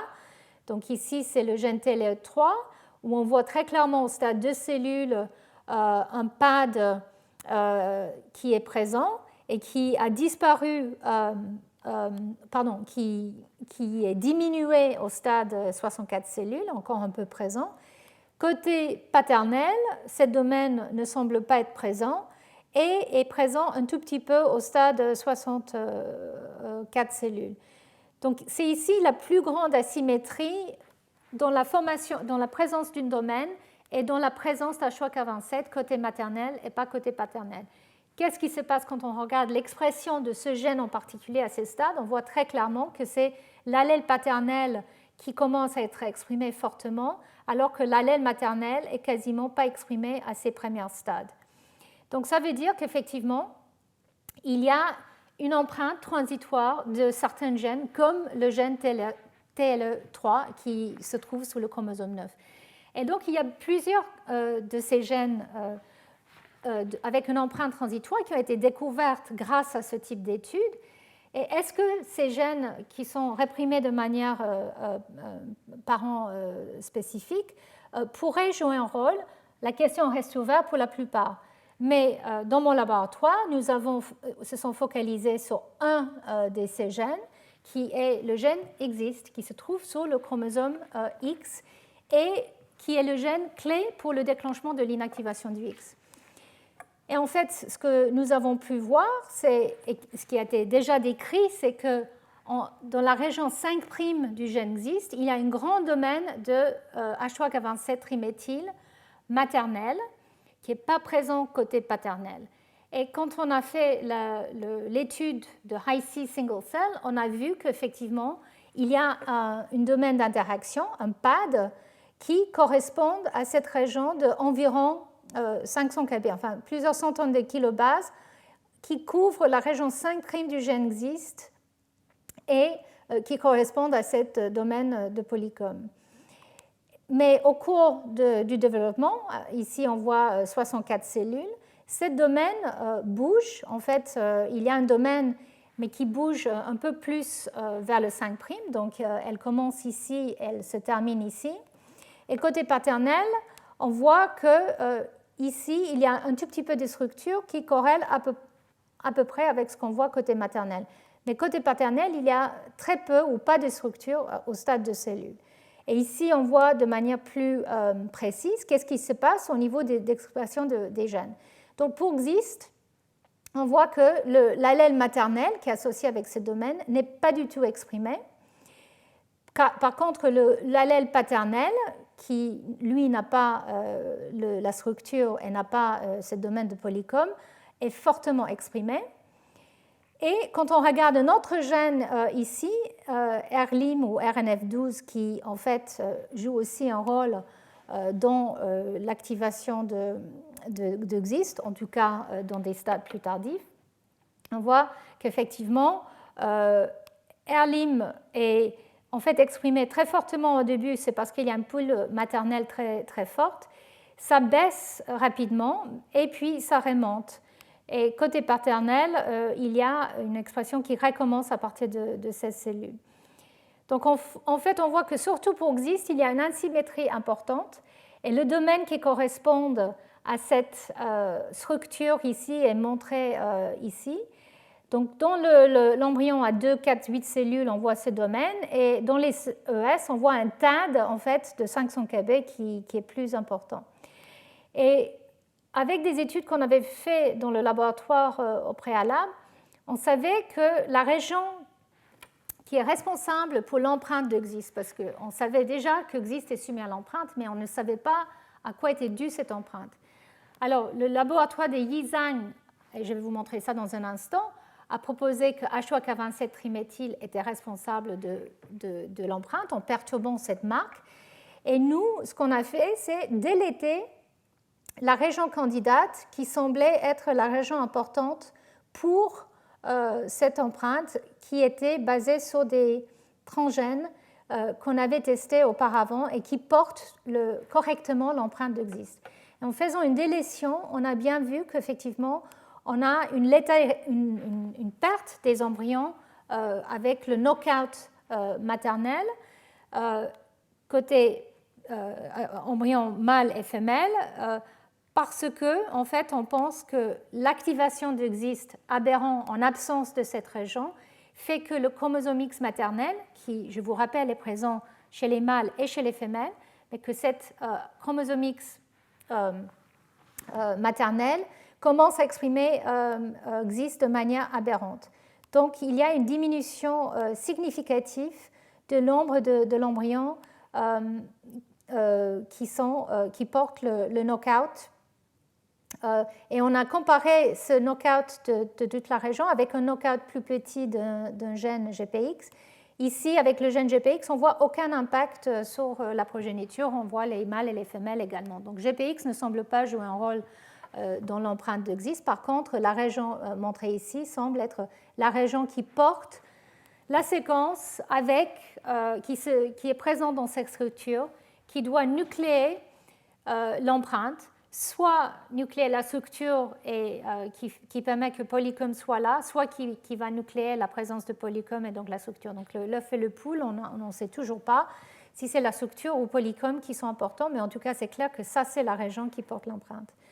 Et donc ici, je voulais juste vous montrer qu'effectivement, Yizhang avait déjà proposé que H3K27 était responsable de l'empreinte de XIST. Et quand on regarde la région qu'il avait proposé montrer ici, c'est la région qui correspond à ce domaine au stade de cellule. Et il avait perturbé H3K27 triméthyle dans tout l'embryon en injectant une histone déméthylase qui est capable d'enlever H3K27 triméthyle.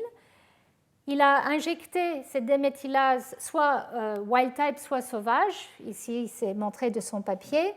Et on voit que dans le cas où cette déméthylase est active, quand on l'injecte dans l'embryon, soit mâle ou soit femelle, on voit une accumulation d'Exist. Ici en rouge, c'est l'ARN d'Exist qui commence à s'accumuler sur les deux X, parce que c'est le X paternel et maternel. Normalement, c'est que le X paternel qui accumule Exist.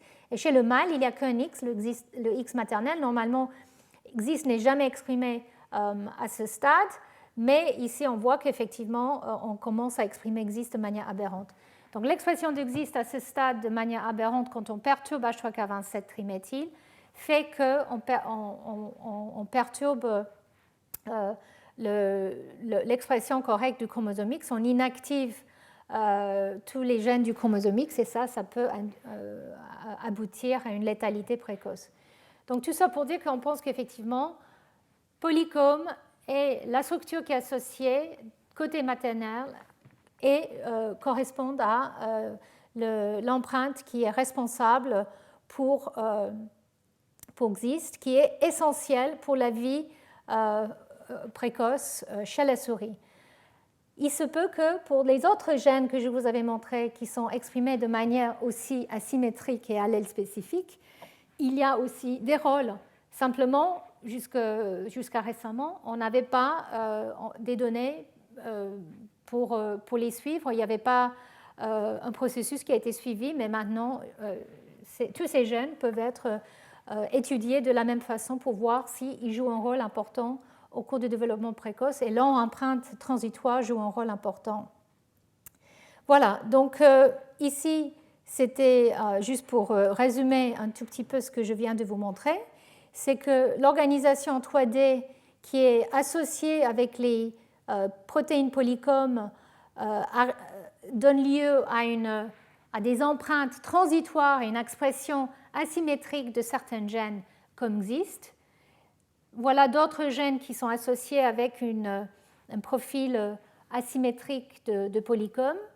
Et la plupart de ces gènes montrent aussi un profil asymétrique au niveau de leur structure. Il y a un chevauchement presque exact, mais pas tout à fait, il faut le dire. Mais cette asymétrie, soit structurale et ou au niveau du polycombe, semble avoir un impact sur l'expression précoce des deux génomes. Côté maternel, mais aussi côté paternel. Et je pense que dans les années qui viennent, ça va donner lieu à beaucoup d'études intéressantes pour voir le rôle qui est joué par cette expression asymétrique de ces gènes. Donc maintenant, je vais vous parler un peu plus des étapes de l'inactivation du X, juste pour vous montrer un autre exemple de la dynamique et de la mémoire cellulaire à ces stades précoces de l'embryogenèse.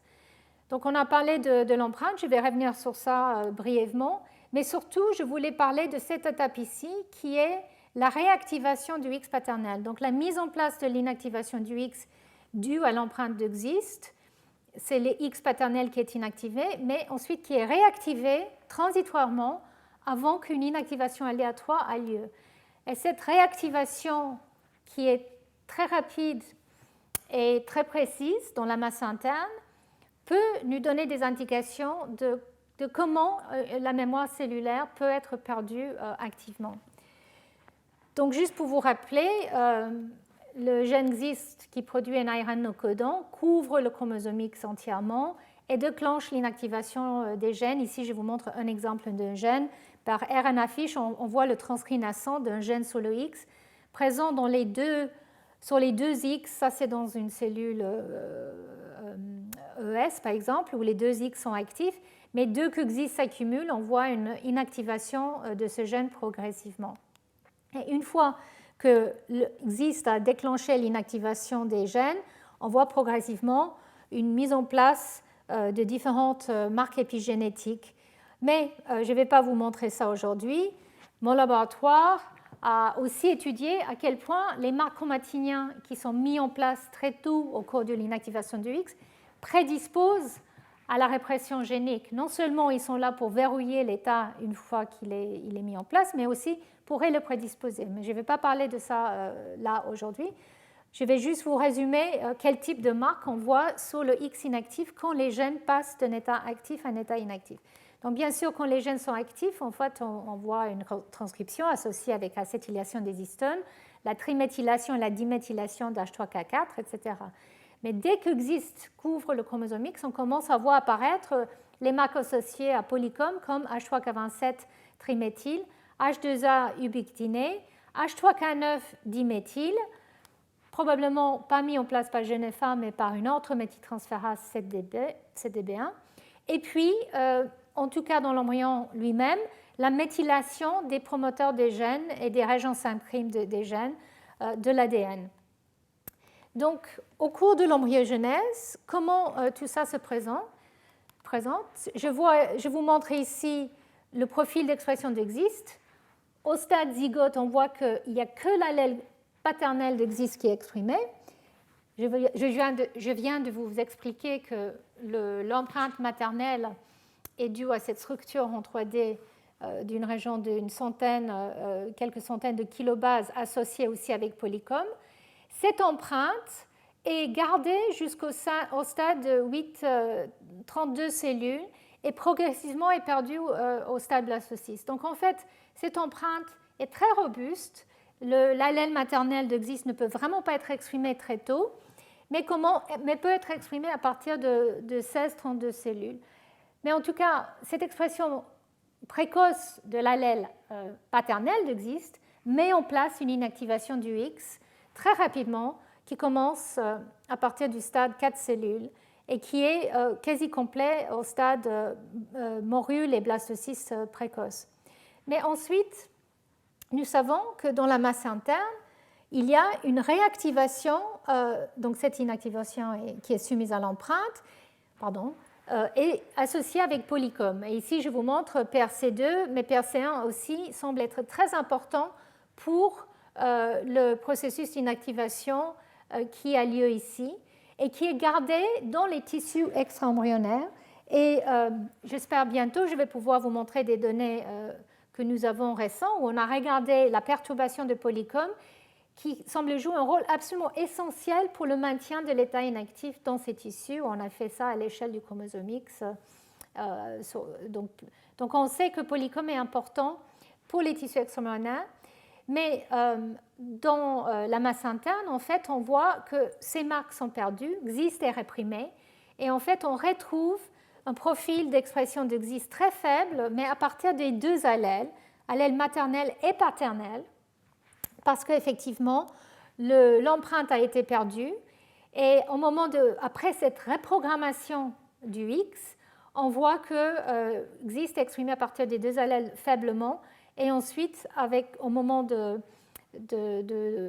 la mise en place de l'implantation, on commence à avoir une accumulation de XIST, soit sous l'allèle paternelle, soit sous l'allèle maternelle, avec une mise en place d'inactivation qui a lieu très rapidement. Mais comment ça se passe au niveau de cette reprogrammation? Bon, déjà, je voulais juste vous montrer qu'au stade préimplantatoire, si on regarde différents gènes, soit par RNA-seq sur simple cellule, ce qui a été fait par mon laboratoire, ou par RNA-fiche, vous voyez ici. Dans chaque blastomère, on voit XIST accumulé et on voit l'expression d'un gène qu'à partir de l'allèle maternel dans ce cas. Ça c'est un gène où déjà à 8 cellules, il est déjà éteint, il a déjà été inactivé par XIST. Mais d'autres gènes, en fait, sont inactivés plus tardivement. Et certains gènes arrivent à échapper soit complètement, soit partiellement cet effet de XIST. Et certains gènes, très peu, mais sont inactivés beaucoup plus tardifs. Mais certains gènes échappent tout le temps. Et parmi ces gènes, il y a un gène que je vais vous montrer ici, qui est UTX, qui en fait est une histone déméthylase à laquelle je vais revenir un peu plus tard. Donc ces gènes qui sont inactivés ou qui arrivent à échapper, il y en a un faible nombre qui échappent, mais la plupart sont bien inactivés au stade blastocyste et dans la masse interne et dans le trophectoderme. Et en fait, la question est comment, dans la masse interne, très rapidement, on réactive les gènes du X. Et donc tout ça, ça a été commencé il y a bien longtemps par un postdoc dans mon laboratoire, Iku Okamoto, qui maintenant est au Japon et qui étudie de manière très efficace l'embryogenèse chez le macaque et l'inactivation du X. Mais quand il était dans mon laboratoire, il a publié plusieurs papiers qui sont des études vraiment importantes sur la dynamique de l'inactivation du X dans l'embryon préimplantatoire. Et ici, en fait, il a regardé, et c'est lui qui avait montré qu'effectivement, dans la masse interne, entre 3 jours et demi et 4 jours, déjà, on commence à voir la réactivation des gènes sur le X. Donc ici, je vous montre un marquage de XIST en vert, NANOG qui est un facteur de pluripotence qui marque les cellules de la masse interne qui vont former l'épiblaste, et puis un gène qui est sur le X, dont plusieurs ont été regardés de cette manière par RNA-FISH. Ici, vous voyez qu'à 3 jours et demi, dans la plupart des blastomères, on voit que XIST couvre le X paternel et que le X maternel, on le déduit par, maintenant on sait par RNA-seq et par PCR, par les études moléculaires allèles spécifiques, mais on sait qu'effectivement, cet allèle est l'allèle maternel, et là, l'allèle paternel de ce gène n'est pas exprimé, à jour 3 et demi. Une demi-journée plus tard, juste 12 heures plus tard, on voit déjà que dans les cellules qui expriment NANOG fortement, dans les cellules qui vont former l'embryon, on voit déjà que XIST a été perdu, ne s'exprime plus, et on voit une expression biallélique de ce gène. Et donc, Iku a fait une étude précise de pas mal de gènes par RNA-FISH, et donc, en fait, on voyait que c'était une règle assez générale que, à cette étape, en 12 à 24 heures, qui est le temps peut-être d'un cycle cellulaire, une division cellulaire, mais pas plus, ou pas beaucoup plus, comment en fait on arrive à reprogrammer le X ainsi. Quels sont les gènes qui sont réexprimés et quand? Comment le paysage de la chromatine change sur le chromosome X lors de cette reprogrammation. Comme je vous avais dit, il y a H3K27 présent qui couvre globalement le X à ce stade-là, mais qui est perdu à ce stade-là. Et est-ce que les gènes qui échappent à l'inactivation, comment ils se comportent et pourraient-ils même jouer un rôle? Parce que ces gènes qui échappent sont souvent associés avec les activités chromatiniennes. Et ici, je vous montre juste par RNA-FISH une analyse que Iku a faite à ces stades. Donc ici, à 3 jours et demi, il a regardé 2 gènes. Un gène qui est normalement inactivé très rapidement, RNF12, RLIM. Vous voyez que dans chaque blastomère, il est réprimé. Et puis ici, je vous montre que, en fait, il n'y a que quelques gènes qui sont réactivés une fois que XIST et H3K27 commencent à être perdus. Donc, en fait, on voit que certains gènes gardent une expression monoallélique au début, et puis d'autres gènes commencent à réactiver même avant que XIST et H3K27 semblent être perdus. Donc la dynamique est beaucoup plus complexe qu'on imaginait. Ce n'est pas juste une question de perte de XIST, perte de K27 et puis réactivation de gènes. On voyait qu'il y a certains gènes qui sont réactivés de manière très précoce, comme vous voyez ici, et puis d'autres gènes qui sont réactivés beaucoup plus tardivement, comme RNF12.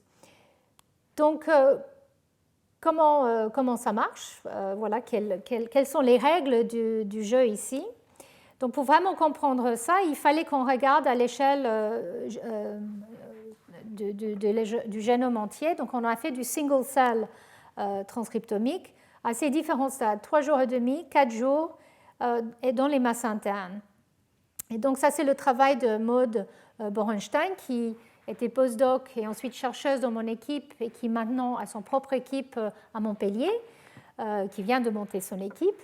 Et elle a regardé avec ces croisements dont je vous avais parlé plus tôt, qui sont très polymorphes entre CAST et Black 6. Donc on a fait une grande étude D'abord, pour regarder la mise en place d'inactivation au cours de ces étapes précoces.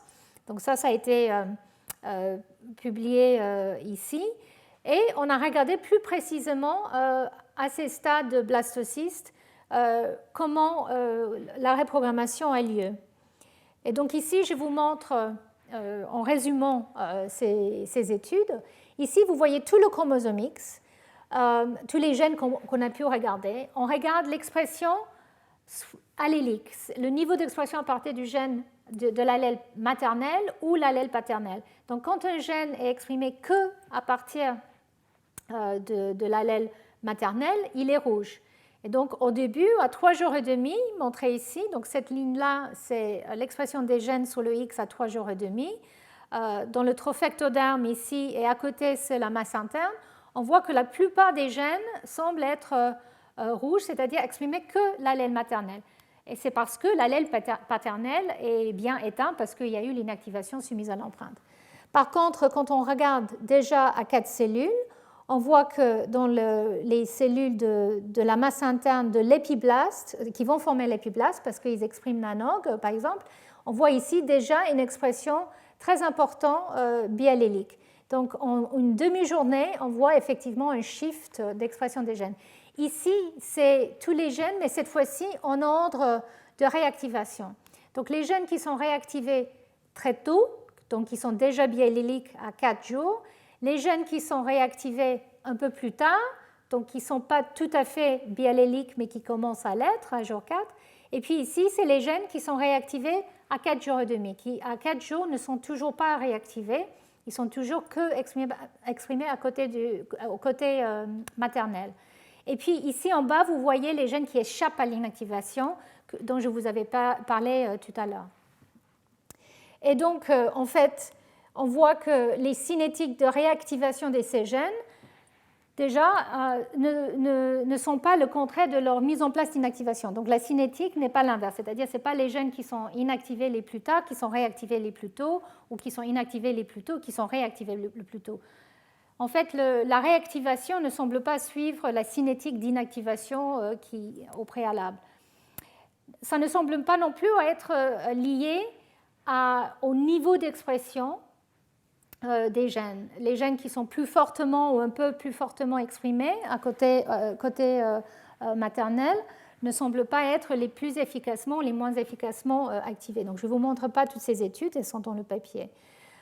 Donc Maud a regardé est-ce qu'il y a des facteurs de transcription qui pourraient faciliter la reprogrammation des gènes précoces, ceux qui sont réactivés très rapidement ou plus tardivement. Et en fait, elle a regardé tout un tas de facteurs de transcription. Les facteurs de pluripotence, NANOG, SOX2, KLF4, etc., ne semblent pas être impliqués. Par contre, elle a vu que les motifs du facteur MYC semblent être enrichis aux gènes qui vont être réactivés les plus précocement. Donc, les gènes qui sont les plus précocement réactivés semblent avoir plus de sites de liaison de MYC que ceux qui sont réactivés plus tardivement. Et pareil, les gènes qui échappent à l'inactivation et donc qui sont toujours exprimés sont aussi plus enrichis.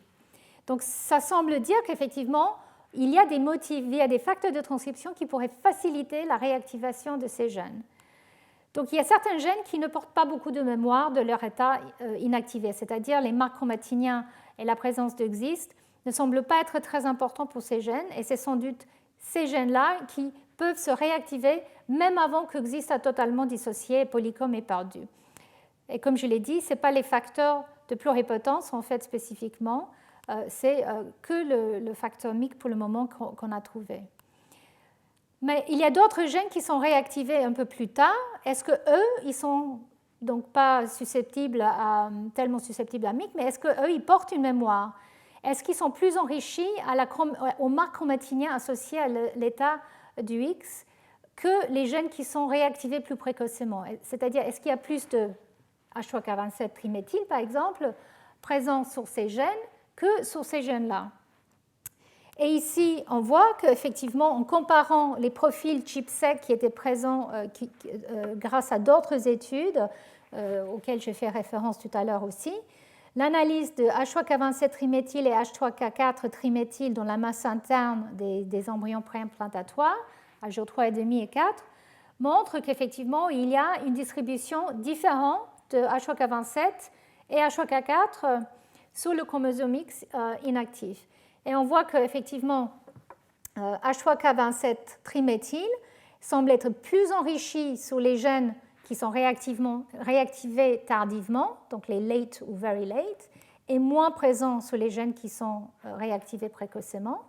Et puis, H3K4 triméthyle, qui est associé avec une activité, montre le profil inverse, qui n'est pas très, très étonnant, mais en tout cas un fort enrichissement sur les gènes qui échappent, et puis une présence aussi sur les gènes qui sont réactivés précocement. Ces données sont donc à jour 3,5, où les gènes qui sont réactivés précocement sont déjà réactivés.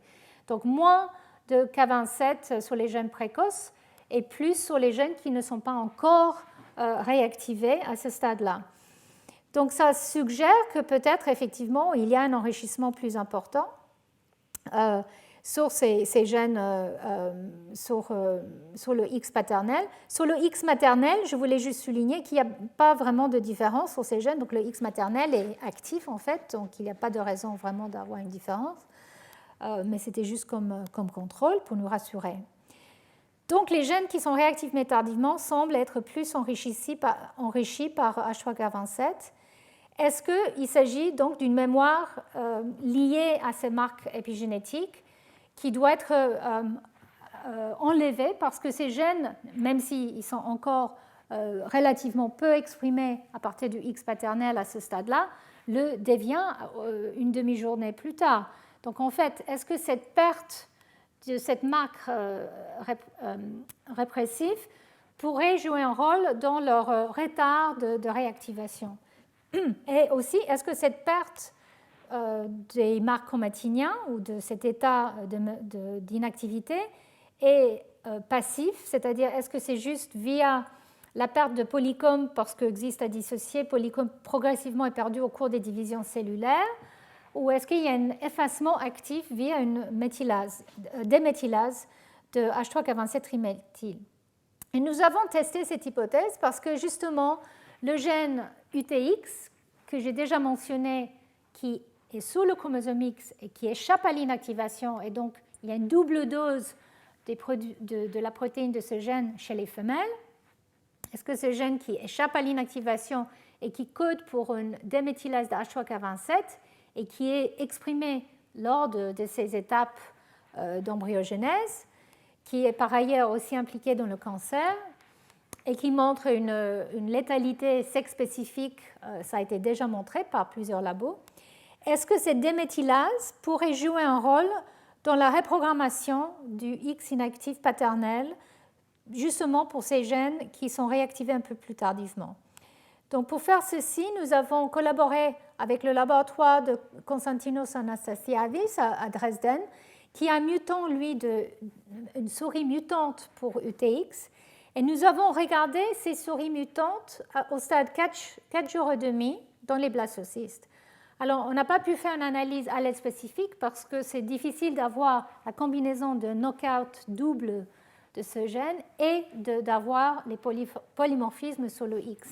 Donc, je ne vais pas rentrer dans les détails, mais c'est juste quelque chose qui est très difficile à faire. Donc, du coup, on a regardé que par RNA fiche et immunofluorescence. Mais vu que nos données que j'ai déjà présentées corrélaient bien entre l'RNA fiche et le RNA sec sur simple cellule, on pense qu'on peut tirer des conclusions basées que sur le RNA fiche.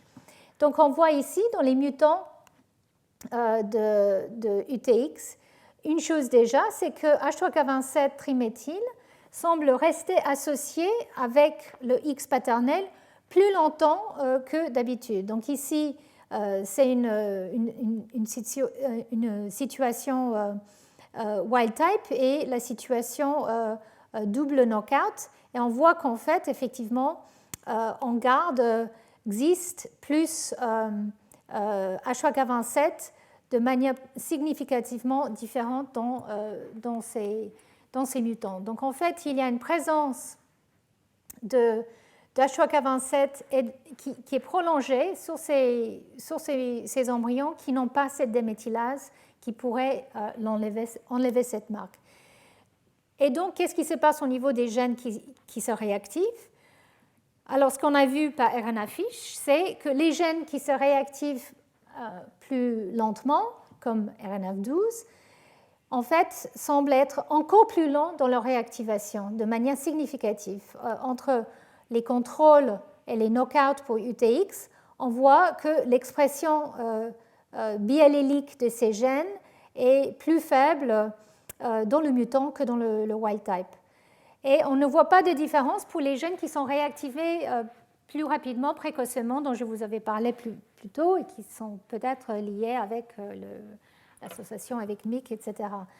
Donc, il semblerait qu'effectivement, la présence de la déméthylase facilite la réactivation de ces gènes qui sont un peu plus tardifs.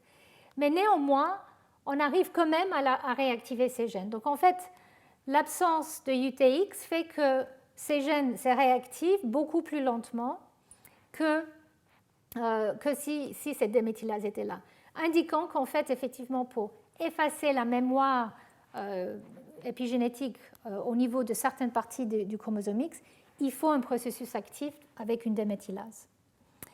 Donc voilà les conclusions sur cette étape de reprogrammation, d'établissement et reprogrammation du X. Donc je vous avais montré que la mémoire de la lignée germinale maternelle apporte avec elle une empreinte de certaines régions, et en particulier le gène XIST qui est important pour la mise en place de l'inactivation soumise à l'empreinte. Donc le X maternel ne peut pas être inactivé. L'absence de XIST ou l'absence de cette empreinte dérégule complètement la formation des embryons. Ça, je ne vous avais pas montré, mais on sait que la compensation de dose est absolument essentielle. Je vous en avais parlé déjà dans mes cours d'il y a 2 ans. Quand on existe, les embryons meurent très vite.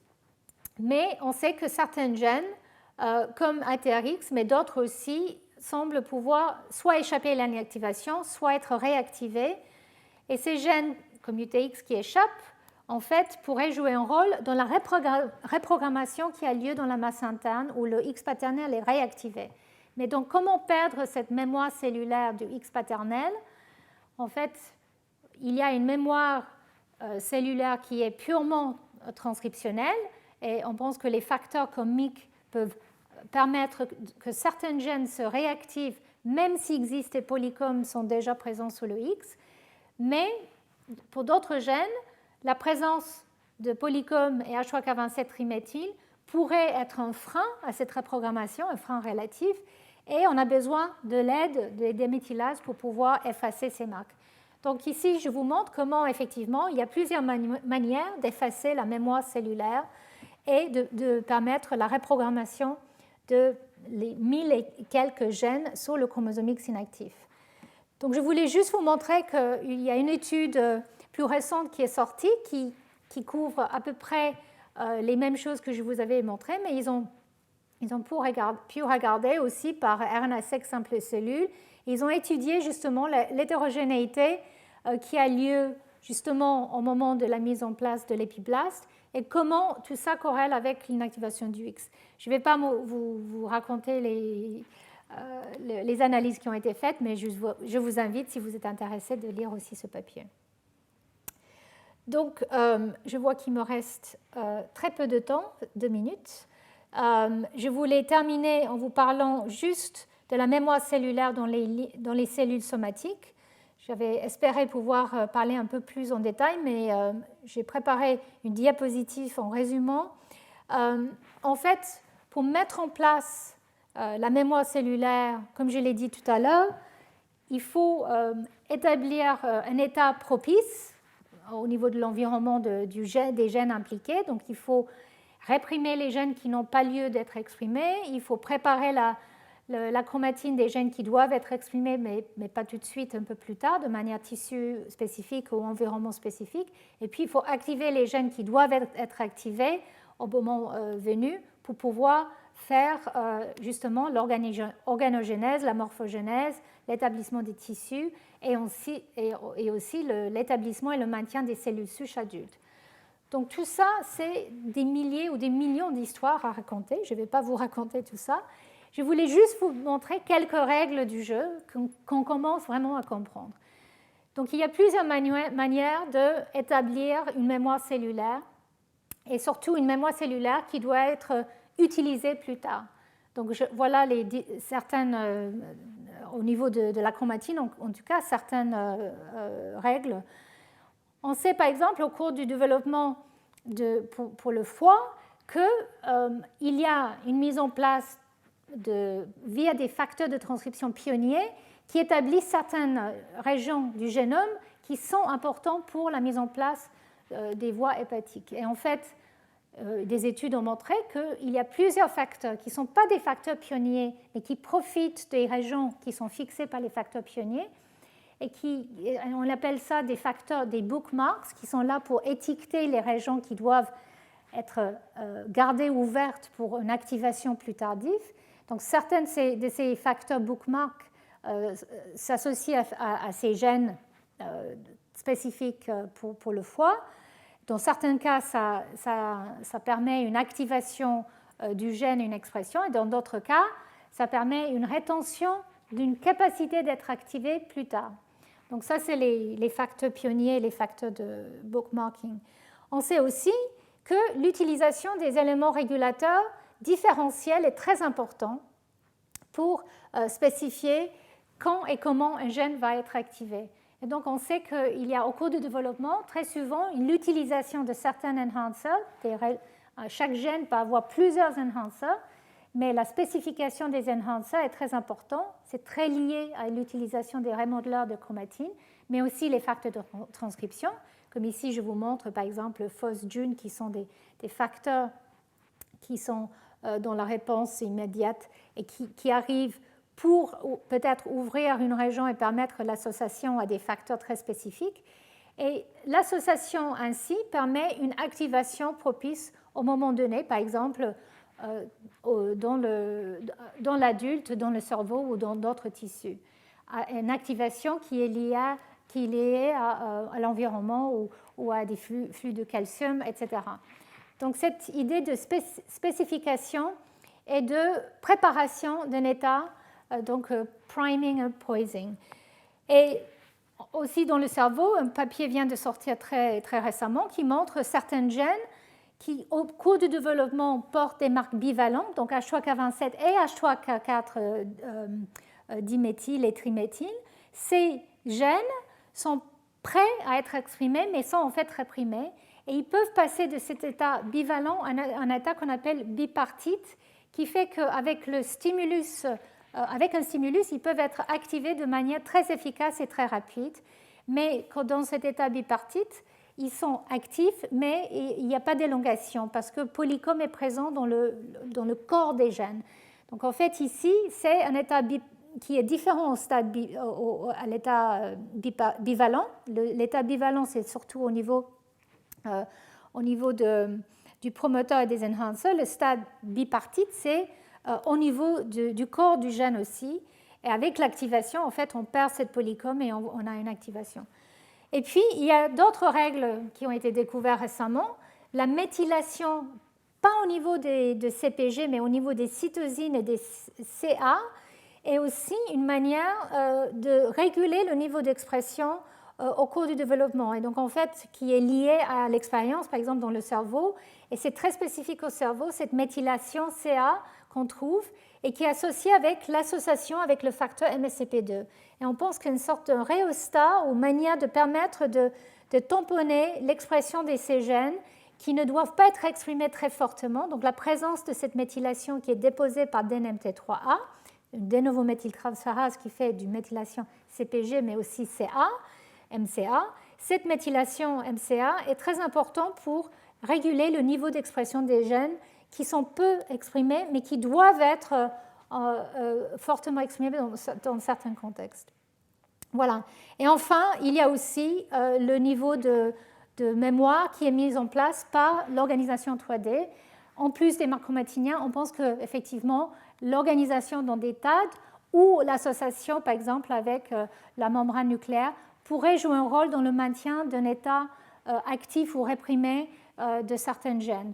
Et donc, les grouper ainsi dans l'espace peut faciliter la propagation de la mémoire de ces états. Donc voilà, je vais terminer là.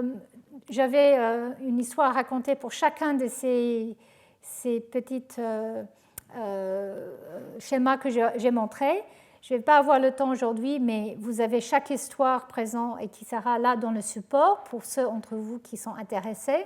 Je ne pense pas que je vais revenir sur tout ça la semaine prochaine parce que je vais vraiment avancer sur la partie cellules non prolifératives, le maintien de la mémoire cellulaire dans les cellules quiescentes et les cellules postmitotiques. Mais par contre, vous allez avoir tous ces diapositifs présents pour ceux qui sont intéressés.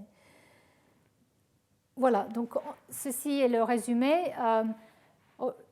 Aujourd'hui et la semaine dernière, on a parlé surtout de l'épigénèse et comment on peut mettre en place des profils d'expression et une identité cellulaire qui émerge et la mémoire cellulaire qui doit être très très finement contrôlée via des facteurs de transcription, les voies de signalisation, les facteurs épigénétiques.